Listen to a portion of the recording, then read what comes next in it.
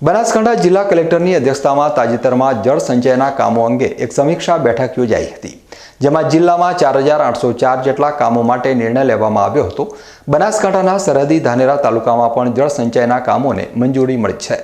જોકે સિંચાઈ વિભાગ દ્વારા કરવામાં આવતા કામો અવારનવાર વિવાદમાં રહે છે। તેનું મુખ્ય કારણ એ છે કે જળ સંચયના કામો પાછળ દર વર્ષે કરોડો રૂપિયાની ગ્રાન્ટ ફાળવવામાં આવે છે, જેમાં તળાવ ઊંડા કરવા, વોળા અને નદીના વહેણની સફાઈ અને ચેકડેમ જેવા અનેક કામોનો સમાવેશ થાય છે।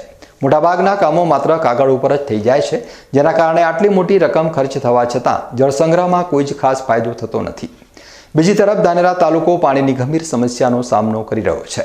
ચોમાસા દરમિયાન રાજસ્થાન તરફથી પાણીનો પ્રવાહ ધાનેરા તરફ આવે છે, પરંતુ યોગ્ય આયોજનના અભાવે વરસાદી પાણીનો સંગ્રહ થઈ શકતો નથી। આ બાબતે ધાનેરા મત વિસ્તારના ધારાસભ્ય માવજીભાઈએ સ્થાનિક લોકોને જાગૃત રહેવા માટે અપીલ કરી છે। તેમણે જણાવ્યું હતું કે જળસંચયનું કામ બનાસકાંઠા જિલ્લા અને ધાનેરા તાલુકા માટે પુણ્યનું કામ છે અને જે તે એજન્સીઓ અને સંસ્થાઓએ સાથે મળી પૂરેપૂરું કામ કરવું જોઈએ, કારણ કે પાણી વિના તાલુકા અને જિલ્લાનો વિકાસ શક્ય નથી।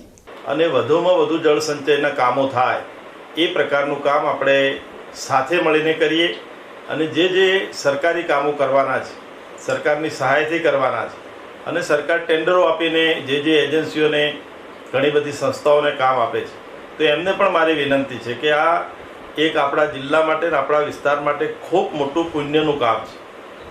પાણી વગર હવે આપણો વિસ્તાર આગળ ડેવલપમેન્ટ થઈ શકે એવી પરિસ્થિતિ નથી।